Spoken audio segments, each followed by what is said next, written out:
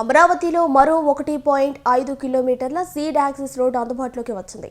విజయవాడ నుంచి అమరావతికి వెళ్లేందుకు కరకట్టపై దూరం తగ్గింది.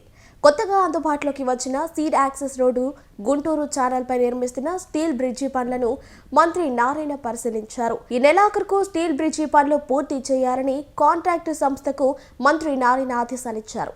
కరకట్టపై వెళ్లే అవసరం లేకుండా త్వరలోనే బ్రిడ్జి అందుబాటులోకి తెచ్చేలా చర్యలు తీసుకుంటామన్నారు.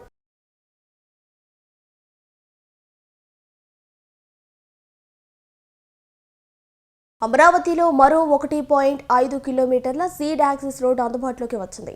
విజయవాడ నుంచి అమరావతికి వెళ్లేందుకు కరకట్టపై దూరం తగ్గింది.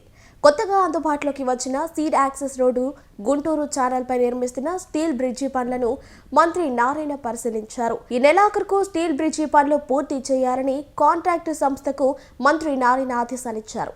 కరకట్టపై వెళ్లే అవసరం లేకుండా త్వరలోనే బ్రిడ్జి అందుబాటులోకి తెచ్చేలా చర్యలు తీసుకుంటామన్నారు.